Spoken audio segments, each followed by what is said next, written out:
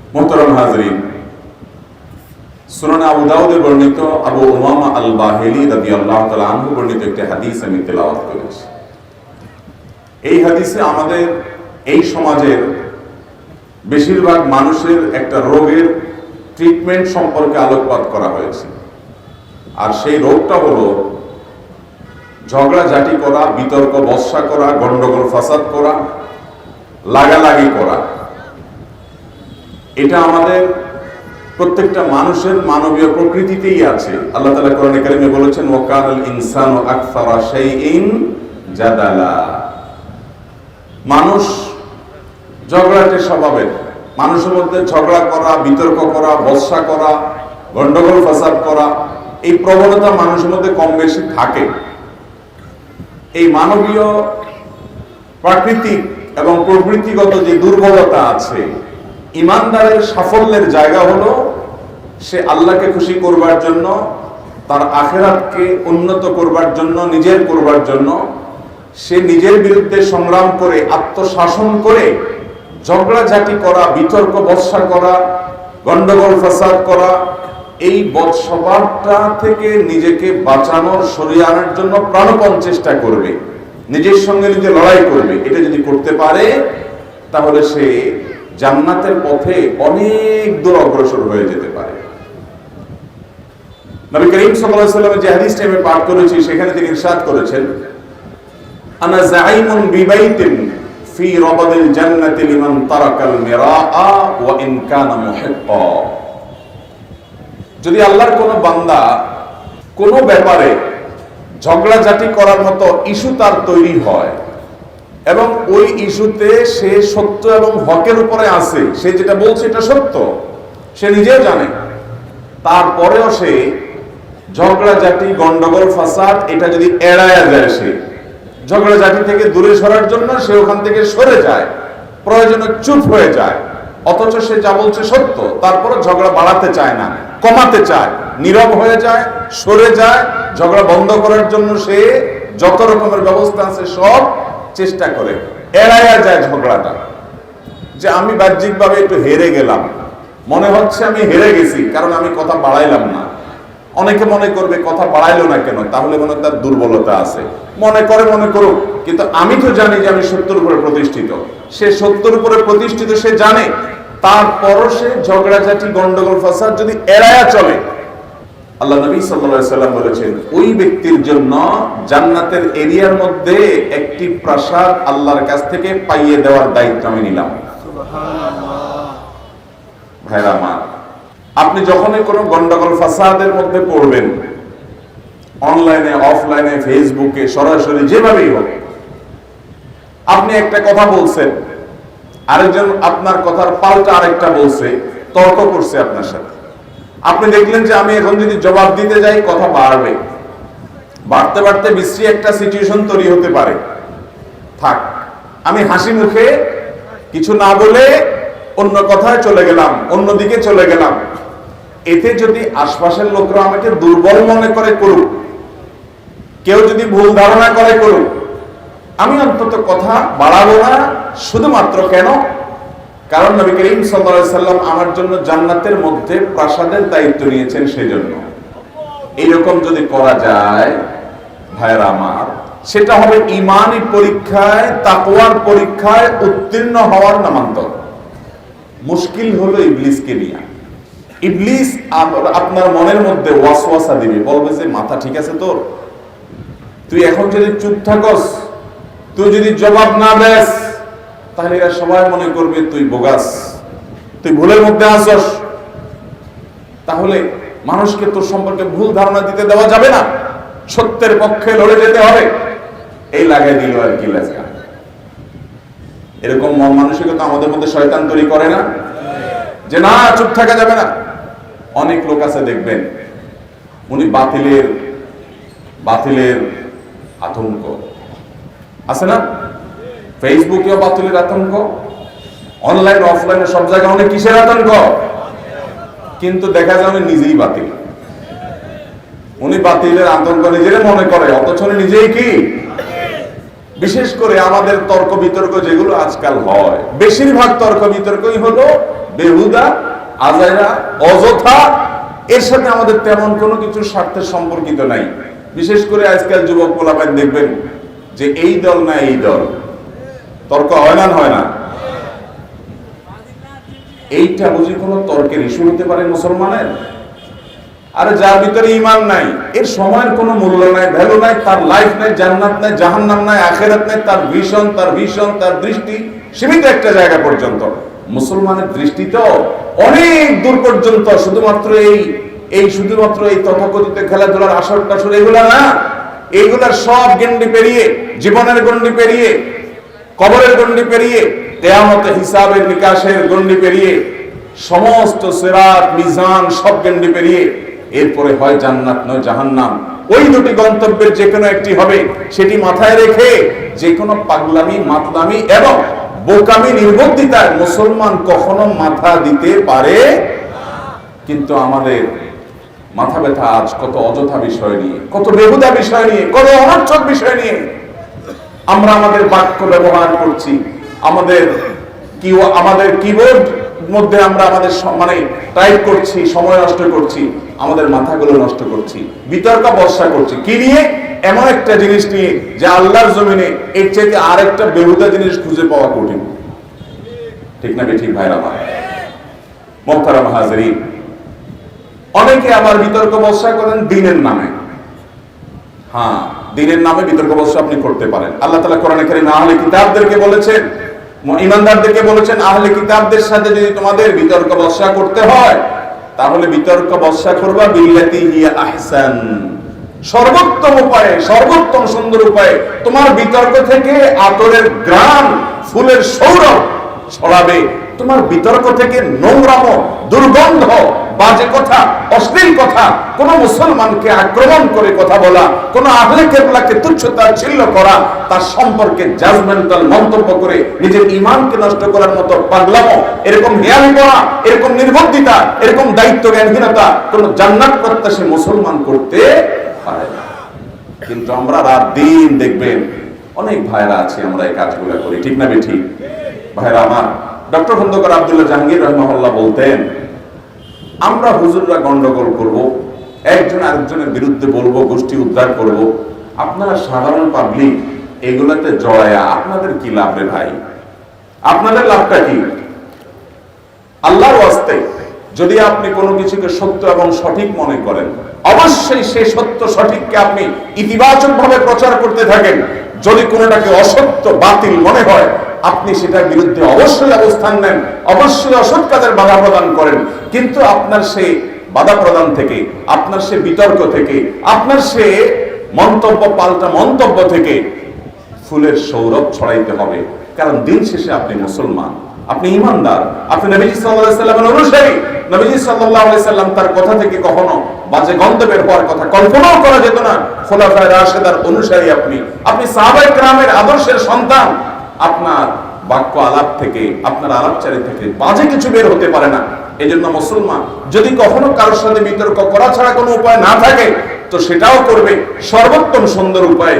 সেখানে হাসি মাখা কথা থাকবে, সেখানে দরদ থাকবে, সেখানে মায়া থাকবে, সেখানে স্নেহ থাকবে, সেখানে ভালোবাসা থাকবে, সেখানে আপন করার মানসিকতা থাকবে। সেখানে নিজেকে কিছু মনে করে, নিজেকে অনেক বড় মনে করে, নিজেকে জান্নাতের সার্টিফিকেট ধারী মনে করে অন্যদের বিরুদ্ধে বিষোদ্গার অনলাইনে অফলাইনে করবে না। ভাইরা আমার, কত বিষয় আছে আপনি দেখবেন রাস্তায়, অনেকে দেখবেন যে পাবলিক বাসে উঠছে, কোন একটা বিষয় নিয়ে হয়তো আলাপ আলোচনা উঠছে, তো দেখবেন যে অনেকে সেই আজাইরা বেহুদা আলাপে, যার সাথে তার কোনো স্বার্থের সংশ্লিষ্ট নাই, সে ওটার সাথে জড়ায় গেছে। জড়ায়া এমন জমজমাট তর্ক শুরু করছে যে স্টেশনে নামার কথা, স্টেশন পার হয়ে গেছে, কয় যাক আবার আরেক গাড়িতে ফিরে আসবো, তারপরও তর্ক শেষ করতে চাই। আছে না নাই? ভাইরা আমার, চায়ের দোকানগুলোতে আমাদের দেশে দেখবেন, আল্লাহু আকবার, কত রকমের পেঁচাল। এটার আমি নাম দিছি উন্মুক্ত টকশো। টকশো তো হয় 1 ঘন্টা, আধা ঘন্টা রাজনৈতিক টকশো, গন্ডগোল হয়, ফাসাদ হয়, তর্কাতর্কি হয়, হাতাহাতিও হয়। কিন্তু চা দোকান এমন একটা টকশো, এখানে আলোচক একজন পরে আরেকজন পরিবর্তন হতে থাকে, উপস্থাপক পরিবর্তন হতে থাকে, মাগার টকশো শেষ হয় না। সকালে শুরু হয়, ওই রাত 9টা 10টা 11টা পর্যন্ত এক বুড়া বাইর হয়, আরেক বুড়া আসে, একজন বাইর হয়, আরেকজন আসে। দেশের যত গুরুত্বপূর্ণ বিষয় আছে এগুলো নিয়ে খুব গুরুগম্ভীর আলোচনা, এগুলো নিয়ে চুলচেরা বিশ্লেষণ, দেশের রাজনীতি, অর্থনীতি, সমাজনীতি, এই সব আলোচনাগুলো চায়ের দোকানগুলোতে চরম আকারে হয়। ঠিক না ঠিক? আহা, ডক্টর আব্দুল্লাহ জাহাঙ্গীর রহমানুল্লাহ বলতেন 20 বছর 30 বছর ধরে চার দোকানে বসে বসে যারা আড্ডা মারছেন আর এই ফাও পেঁচাল পারছেন, আমল নামায় কয়টা সব লেখা হয়েছে বলেন? ওই টাইমটাতে চায়ের দোকানে যে জন্য আসছেন কাজটা সেরে গিয়ে মুরব্বী মানুষ যদি বুড়ির সাথে চাচির সাথে বসে একটু প্রেম মোহব্বত ভালোবাসার আলাপ সালাপ আর খুনসুটি করেন, তাহলে আপনার আমল নামাতে সওয়াব লেখা হবে। ভাইরা মা, আল্লাহ রাব্বুল আলামিনের কাছে জীবনের প্রত্যেকটা বিষয়ের হিসাব দিতে হবে। বেহুদা কোনো বিষয় একজন মুমিনের এনার্জি, তার বিবেক, তার বুদ্ধি, তার সময়, তার কথা, তার লেখা, তার ভাবনা কোন অবস্থাতে ব্যয় হতে পারে। মুসলমানের প্রতিটা সেকেন্ড দামি, প্রতিটা মুহূর্ত দামি, প্রতিটা সময় তার মূল্যবান, মহামূল্যবান। কারণ এটা দিয়ে সে হয় জান্নাত কামাতে পারে, আর এটার অপব্যবহারের কারণে তার জাহান্নামে যেতে হতে পারে। এই জন্য বেহুদা তর্ক ছাত্রদের মধ্যে দেখবেন আছে, অফিস কলিগদের মধ্যে দেখবেন আছে, রাস্তাঘাটের মধ্যে দেখবেন আছে, চায়ের দোকানে দেখবেন আছে, মহিলাদের মধ্যেও দেখবেন যে 2-4 মহিলা একসাথে হয়েছে, কোন একটা ইস্যু নিয়ে শুরু হয়েছে গন্ডগোল ফাসাদ, হইতে হইতে সেটা হাতাহাতি চুলাচুলি মারামারি পর্যন্ত হয় কি হয় না বলে? আপনি আমি যদি ভালো মুসলমান হতে চাই, নবীজি সাল্লাল্লাহু আলাইহি সাল্লাম আমাদের জান্নাতের দায়িত্ব নিয়ে সেটা যদি আমরা চাই, জান্নাতে যাওয়া নিশ্চিত যদি করতে চাই, তাহলে সেক্ষেত্রে এই বেহুদা তর্ক বর্ষা এড়ানোর কোনো বিকল্প নাই। আমি জীবনে এরকম কিছু নেক মানুষ দেখেছি। আমি সবসময় চেষ্টা করি কোনো মানুষের ভিতরে নেক কোনো গুণ থাকলে যদি আমার কাছে মনে হয় মাশাআল্লাহ হাদিসের উপরে এই আমলটা তো আমার মধ্যে এতটা নাই, মাশাআল্লাহ এই লোকটার মধ্যে অনেক বেশি আছে, আমি তখন তার পেছনে ছুটাছুটি করি, তার পেছনে ঘোরাঘুরি করি। অনেক জেনারেল শিক্ষিত ভাই আছেন, অনেক সাধারণ শিক্ষিত ভাই আছেন, আমি ব্যক্তিগতভাবে তাদের পেছনে পেছনে ঘুরি, তাদের সাথে সম্পর্ক রাখি, তাদের সাথে পারিবারিক সম্পর্ক গড়ে তুলি, বন্ধুতা গড়ে তুলি এবং চেষ্টা করি তাদের সান্নিধ্যে বসার। কারণ আমি দেখছি যে হাদিসের এই কথাটা আমিও জানি, মানুষকেও বলি আমার মধ্যে নাই, কিন্তু ওই লোকটার মধ্যে গুণটা আছে, তিনি এটাকে ইমপ্লিমেন্ট করতে পারছেন। তো তার সাথে উঠা বসা করলে, চলাফেরা করলে তিনি কিভাবে এই সময়ে হাদিসের উপর আমল করেন, ওইটা বারবার দেখতে দেখতে নিজের মধ্যে আমল করার প্রেরণা তৈরি হয়, নিজের মধ্যে আমলের অভ্যাস গড়ে ওঠে। এই জন্য আল্লাহ বলেছেন ইয়া আইয়ুহাল্লাযীনা আমানুত্তাকুল্লাহ ওয়া কুনু মা'আস সাদিকিন। সৎসঙ্গ এবং নেককারদের মানুষ সাথে থাকতে হবে, তাহলে সে ভালো গুণগুলো আমাদের মধ্যে আসবে ইনশাআল্লাহ।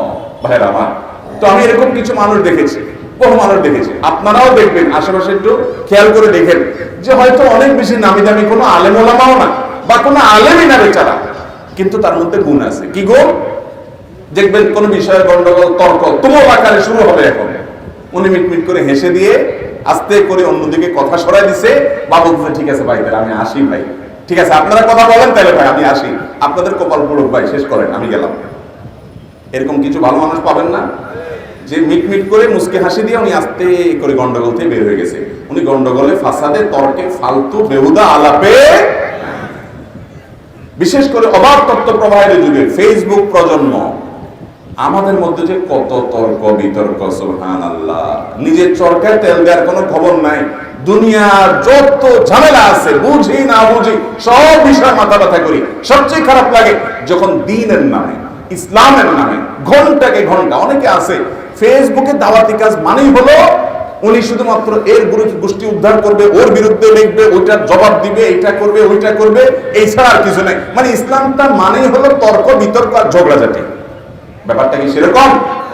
ভাইরা আমার, অবশ্যই আপনি অসৎ কাজের বাধা প্রদান করবেন, কিন্তু সেটা এত সুন্দর ভাবে হবে, এত চমৎকার ভাবে হবে যে সেখান থেকে কোনো দুর্গন্ধ ছড়াতে পারবে।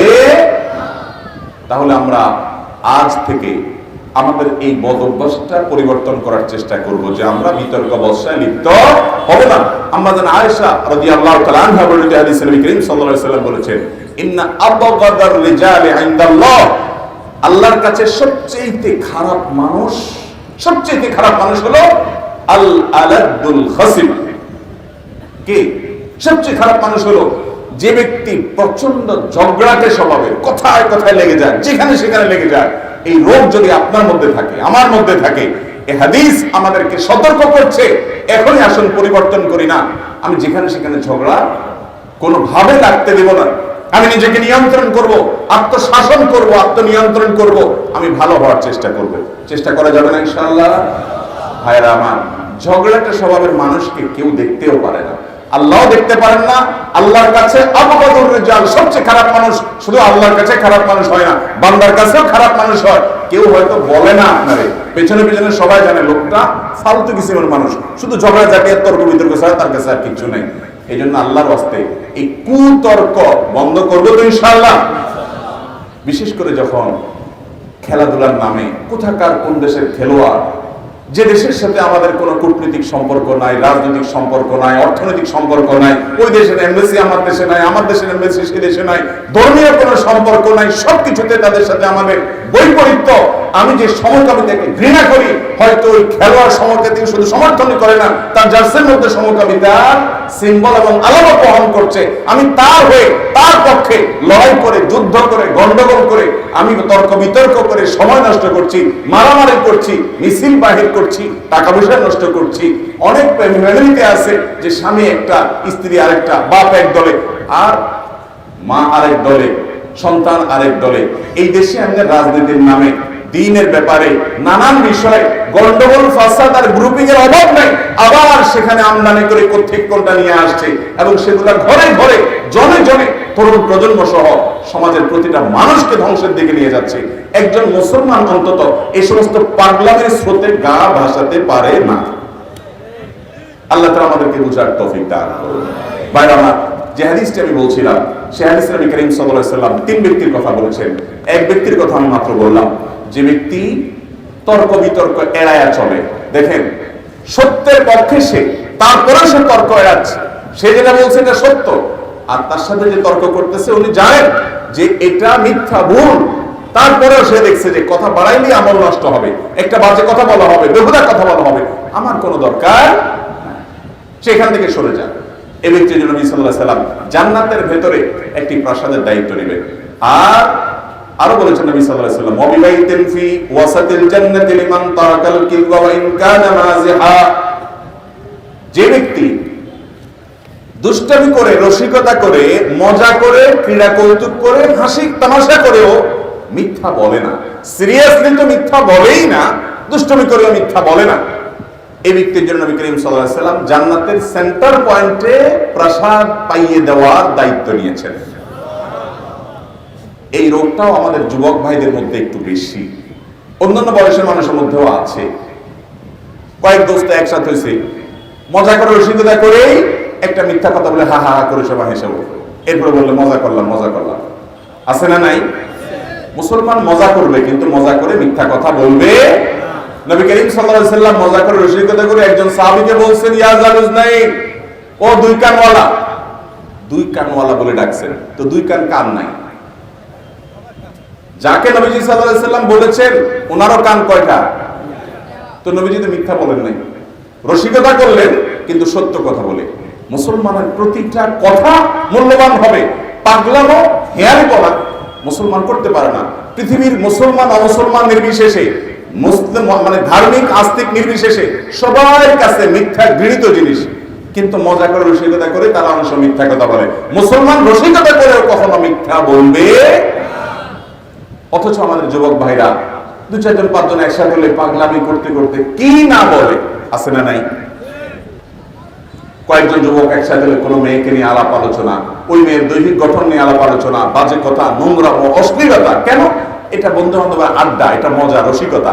ও যুবক, তুমি লাগামহীন না, তুমি অভিভাবকহীন না, তুমি খাপ ছাড়া না, তুমি মা বাপ ছাড়া না। যার মা বাপ নাই, পিতৃ পরিচয় নাই, যার কোনো গোড়া নাই, যার কোনো অভিভাবক নাই, সে যা তা করে বেড়াতে রাস্তা পারে, কিন্তু তোমার তো গোড়া আছে। যালিকা বিআন্নাল্লাহা মাওলাল্লাযীনা আমানু ওয়া আন্নাল কাফিরিনা লা মাওলা লাহুম। কাফেরদের কোনো অভিভাবক নাই, তোমার অভিভাবক তো আল্লাহ আছেন।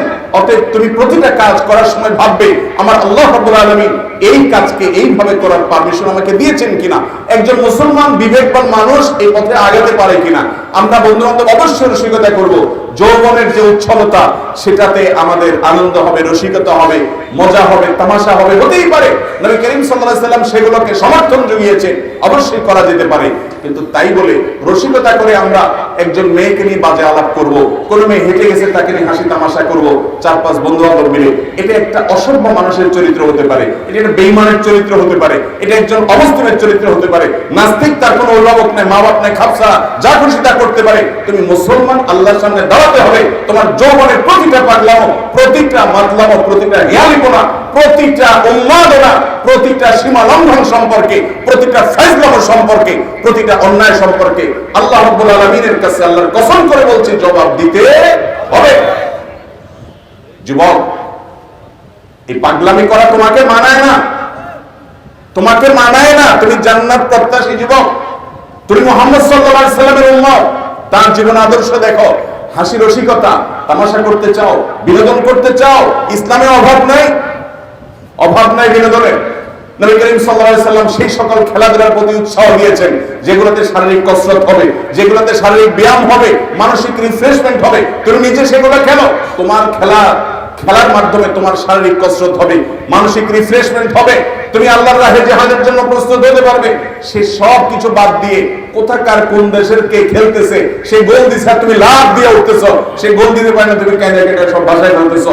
তোমার মতো নির্বোধ, তোমার মতো বোকা, সে গোল দিলেও লাভ, সে গোল না দিতে পারলেও লাভ, সে না দিতে পারলেও টাকা পাবে, দিতে পারলেও টাকা পাবে। তুমি ছাগলের না খায়া নাচা পাবলিকের মতো এখানে লাফাইতেছো।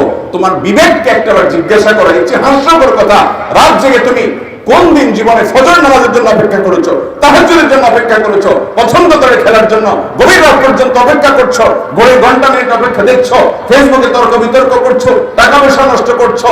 তোমার যে জার্সি কিনছো যার নামে, তুমি নিজে কোনোদিন তোমার মাকে একটা সোয়েটার কিনে দিয়েছো, তোমার বোনকে একটা কিছু কিনে দিয়েছো, তুমি নিজে কিছু কিনে খাও, গরিব দুঃখীকে কিছু কিনে দাও, সেখানে তোমার টাকা পয়সা নষ্ট করছো, মেধা নষ্ট করছো, শ্রম নষ্ট করছো, ব্রেন বুদ্ধি নষ্ট করছো। মুসলমান এত পাগল, মুসলমান এত উন্মাদ, মুসলমান এত উদ্ভট, মুসলমান এত হিয়ালিপনা কোন অবস্থাতে করতে পারে? আল্লাহ তাআলা আমাদেরকে বুঝার তৌফিক দান করুন, বিবেকগুলোকে আল্লাহ তাআলা খুলে দেখ, হেদায়েত আল্লাহ তাআলা আমাদেরকে অর্জন করার তৌফিক দান করুন। এদেশের যুবকদের, এদেশের কর্মজীবীদের, এদেশের বিভিন্ন বয়সের মানুষের, এদেশের মহিলাদের, পুরুষদের শত শত হাজার হাজার লক্ষ লক্ষ ঘন্টা নষ্ট করছে যে আয়োজন, এই আয়োজন থেকে আমার দেশের এক পয়সার কোনো স্বার্থ নাই। ধর্ম তো পরের কথা, দুনিয়ারই কোনো লাভ নাই, কোনো কিছু নেই, বরং ক্ষতি আছে। রাত জেগে আমাদের কর্মঘণ্টা নষ্ট করে এই পাগলামো, এই মাতলামো থেকে আল্লাহ তাআলা আমাদেরকে বের হয়ে আসার মতো বিবেকগুলোকে জাগ্রত করুন। আমিন। ভাইরা আমার, তো যে বলছিলাম, নবী করিম সাল্লাল্লাহু আলাইহি সাল্লাম দ্বিতীয় ব্যক্তি সম্পর্কে বলেছেন যে ওয়ালাইতিন ফি ওয়াসাতিল জান্নাতি লিমান তারাকাল কিযবা ওয়া ইন কানা মাযিহা। যদি কেউ রসিকতা করে মিথ্যা বলে না, যে না মিথ্যা আমি বলতে পারি না, একটা রুচি সম্পন্ন মানুষ, ন্যূনতম যার রুচি বোধ আছে, সে মিথ্যা বলতে পারে না। আমি রসিকতা করবো, তাহলে রসিকতা করে মিথ্যা বলার দরকার নাই। আমার নবীজি সাল্লাল্লাহু আলাইহি সাল্লাম রসিকতার সব আইটেম রেখেছেন, খেলাধুলা রেখেছেন, কবিতা আবৃত্তি রেখেছেন, খোলা গলায় খালি গলায় গান গাওয়ার কথা বলেছেন। গানের কথা বলা যদি ভালো হয় কোনো অসুবিধা নেই, শুধু ধর্মীয় গানই গাইবেন আল্লাহকে নিয়ে এমন কোনো কথা নাই। আপনি দুনিয়াবি গানও গাইতে পারেন, সেখানে খারাপ কিছু না থাকলেই হলো, অশ্লীল কিছু না থাকলে হলো, নোংরা অসভ্যতার দিকে আহ্বান না থাকলেই হলো। আপনি খালি গলায় গান, চমৎকার কণ্ঠ আল্লাহ দিয়েছে, আপনি গান, নিষেধ নাই। নবী করিম সাল্লাল্লাহু আলাইহি সাল্লাম হাসান ইবনে সাবিত রাদিয়াল্লাহু তাআলাকে কবিতা আবৃত্তি করার, খালি গলায় গান গাওয়ার পারমিশন দিয়েছেন। তিনি নিজেও হুনায়নের যুদ্ধে, খন্দকের যুদ্ধে, মসজিদে নববী নির্মাণের সময় বিভিন্ন সময় গেয়ে উঠেছেন আনান নবিয়্যুল কারীম আনা ইবনে আব্দুল মুত্তালিব আল্লাহুম্মা লা আইশা ইল্লা আইশাল আখিরা ফাগফির লিল আনসারি ওয়াল মুহাজিরা। তিনি নিজেও গেয়েছেন, আপনি গান। শুটিং প্রতিযোগিতা হচ্ছে বাজারে, নবী সাল্লাল্লাহু আলাইহি ওয়াসাল্লাম উৎসাহ দিয়েছেন বিনোদনকে যে চালাও। খেলা খেলছিলেন নিগ্রো ইথিওপিয়ান সাহাবীরা মসজিদে নববীতে, নববীর আঙ্গিনা। আমাদের আয়েশা তারা দেখতে চেয়েছেন, তিনি দেখাচ্ছেন সেই খেলা। কিন্তু এই রাত জেগে অমুসলিমদের সাথে একজন মুসলমানের যে ঈমানের কারণে যে অপছন্দ থাকার কথা, সেটা তুলে দিয়ে রাতকে রাত, ঘন্টাকে ঘন্টা নিজের জীবন থেকে ধ্বংস করে নামাজ কালামের খবর নাই এবং তার জন্য অর্থ করি, জীবনের গুরুত্বপূর্ণ জিনিস সব ব্যয় করে আমরা যা করছি সেটার পেছনে আমাদের বলেছেন জান্নাতের সর্বোচ্চ পর্যায়ে, সর্বোচ্চ শিখরে তার জন্য একটি প্রাসাদ আল্লাহর পক্ষ থেকে পাইয়ে দেওয়ার দায়িত্ব নিয়েছেন। ভাইরা আমার, তাহলে আমরা নিজেদের আখলাকটাকে, নিজেদের চরিত্রটাকে সুন্দর করার চেষ্টা করবো তো ইনশাআল্লাহ। আবু উমামা রাদিয়াল্লাহু তাআলা আনহু বলেন, আরেক হাদিসে নবী সাল্লাল্লাহু আলাইহি ওয়াসাল্লাম বলেছেন যে মা দাল্লা কওমুন বা'দি হুদান কানু আলাইহি ইল্লা উতুল জাদাল। তিরমিজিতে হাদিসটি বর্ণিত হয়েছে, অর্থাৎ কোন জাতি হেদায়েত পাওয়ার পর হেদায়েত থেকে বিচলিত হয় না, তাদের মধ্যে অহেতুক বিতর্ক, বর্ষা, ঝগড়া, জাতি এগুলো ঢুকার আগ পর্যন্ত। তার মানে এগুলো যদি ঢুকে যায়, মানুষ হেদায়েত থেকে বিচলিত হয়ে যায়, বিচ্যুত হয়ে যায়, সরে যায়, গোমরার দিকে চলে যায়। অতএব আমরা নিজেদেরকে নিয়ন্ত্রণ করবো তো ইনশাআল্লাহ। বেহুদা তর্ক, বিশ্ব বর্ষা, বিতর্ক এগুলো হাসি মুখে আমরা এড়ায় যাব। এই সমস্ত বর্ষা বিতর্ক করতে যাব। আল্লাহ তাআলা আমাদের সবার চরিত্রকে সুন্দর করার তৌফিক দান করুন, ভালো মানুষ হওয়ার তৌফিক দান করুন, ঝগড়াটে স্বভাবের এবং তর্কবাগী স্বভাবের এই টাইপের স্বভাব থেকে আল্লাহ তাআলা আমাদেরকে হেফাজতে থাকার তৌফিক দান করুন। জাযাকুমুল্লাহু খাইরা ওয়া আখিরু দাওয়ানা আলহামদুলিল্লাহি রাব্বিল আলামিন।